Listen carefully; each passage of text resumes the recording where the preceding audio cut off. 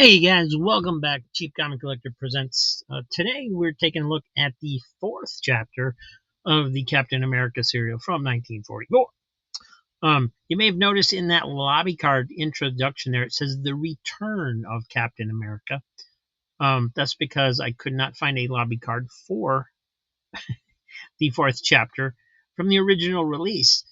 It was re-released in the 1950s, and apparently that's why they put the return of Captain America on there. And that's all I got. Let's get into the show. Oh, I forgot to load it up again. I'm recording this. It's the holiday. It's actually Thanksgiving night when I'm recording this, and I'm stuffed with turkey and things, and probably not thinking straight here. Share video. Here we go. Let me just find it here. Forgot to preload it. I'm sorry about that.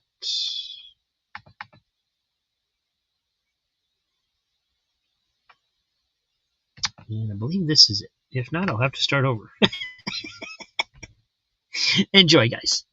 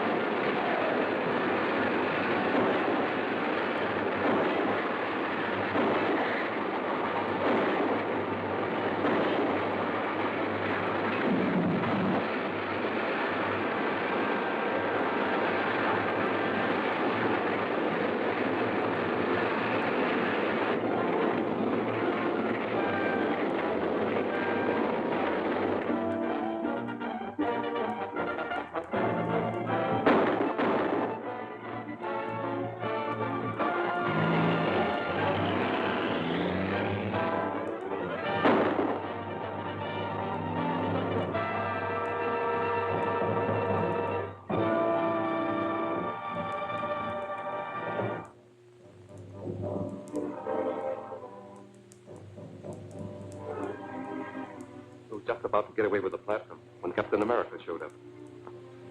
Then you lost the fireboat? Yes, and the robot-controlled truck, too. Losing the fireboat is not serious. Since Dodge perfected his locator, it would have been dangerous to use it again. But we must recover that truck at any cost. It would take months to duplicate its robot control and television unit. Let's see where they've taken it.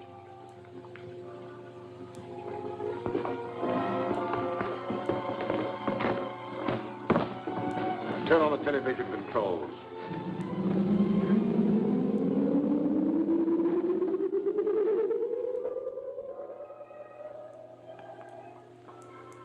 Those policemen would follow if we took it now. We must wait until they are removed. Stay here and keep your eye on it day and night. Government Museum, Dr. Maldor speaking. This is Grant Gardner, Doctor. Sorry to call you so late, but something important has just come up. Yes? I just received a phone call from the attorney of the late Professor Lyman. He's reading the will in the morning.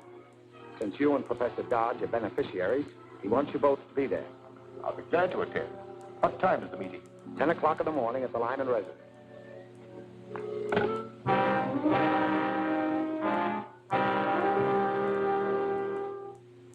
And the balance of my estate to be dispersed as follows. To Professor Dodge, my lifelong friend, I bequeath my home and all its contents. To Dr. Maldo, for his loyalty and untiring efforts in the cause of science, I give all my rights and interests in the Drummond Museum, with the exception of the Mayan crown jewels now in his custody. The jewels will be turned over to Professor Dodge and sold to finance an expedition into the Mayan jungle to search for the lost city of Zada. That is all, gentlemen. Now that you've inherited this estate, Professor, do you propose to live here? I hope so, if you think it's safe. I'll make it safe. I'll keep police guards around here as long as there's any sign of danger from the scarab. Thank you. What progress are you making in the Scarab case? Not much, but Captain America has turned a truck over to us that may hold a clue. The mechanic is checking it now. You should be able to give me a report on it by the time I get there. Now, if you'll excuse me. Well, I must be getting back to the museum. I'll deliver the Mayan jewels to you tomorrow. Very well, I'd expect you. Goodbye.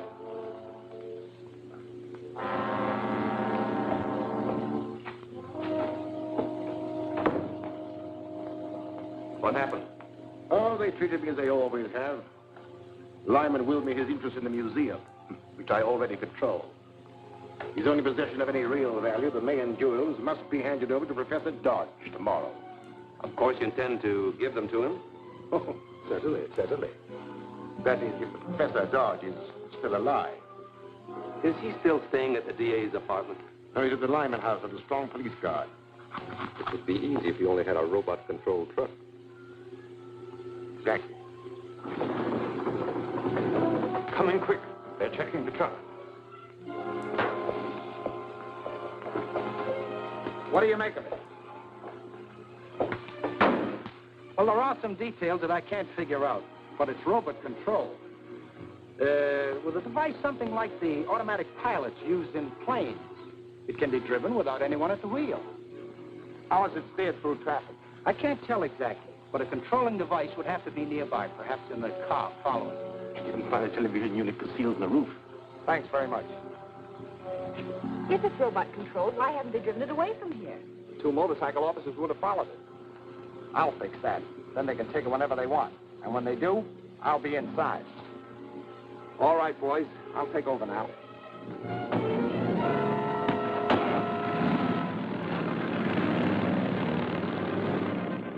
Gonna stand by the office just in case I need you. The second that door closes on Mr. Gardner, be ready to take control of the truck. All set. Good. Take her away.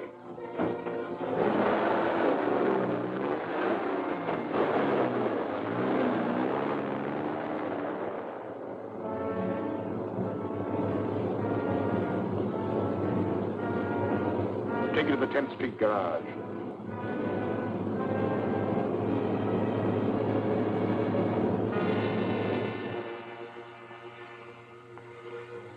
H1 calling B10.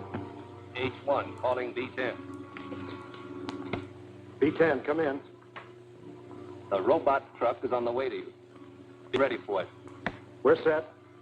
Get set for the district attorney, too. He's in the middle compartment. The scarab wants him alive. Alive, get it? Right.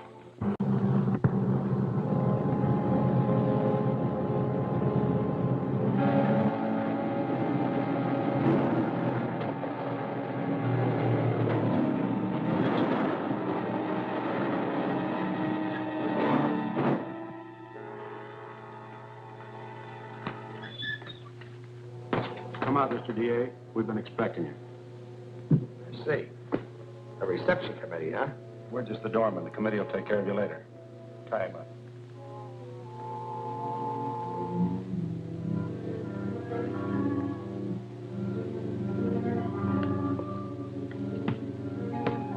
B10, calling H1. Go ahead, B10. Everything's okay. Yes, I know. We're watching you. Now put a load of explosives in the truck. We're going to crash it into Lyman's house and finish off Professor Dodge. What'll I do with the DA? Keep him there. The scarab will attend to him personally. Right. We'll put enough explosives in to blow Dodge and the house clear off the map.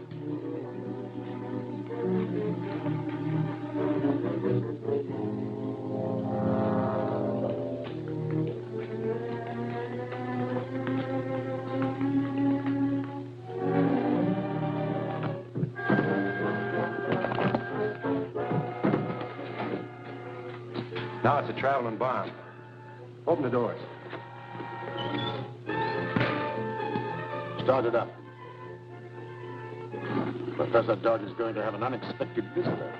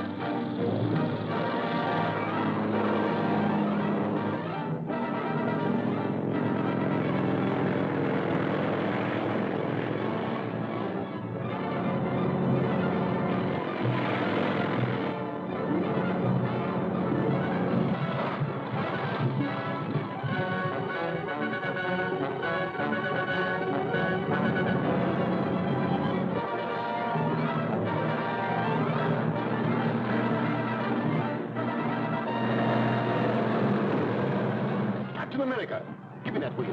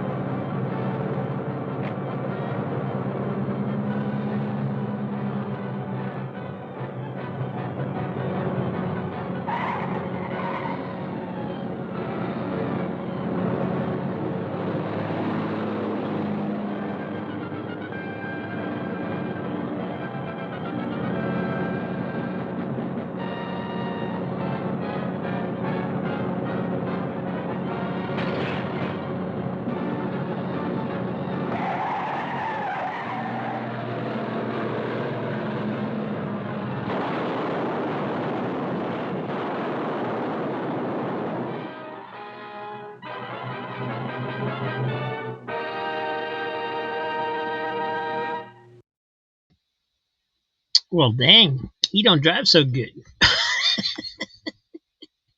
He drove right into that building, blew himself up. I guess that's. Oh wait, now there's 11 more chapters. He must survive somehow. Tune in next week and find out, I guess.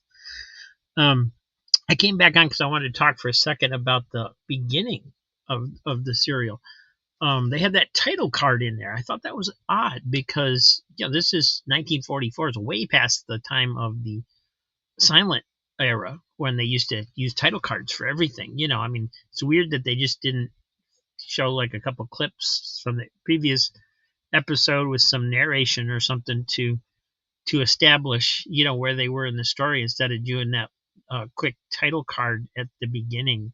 That seems like a big throwback to the silent days for some reason. I don't quite know why. Maybe that was more. Maybe they did that sometimes with the serials back then. It just took me by surprise a little bit.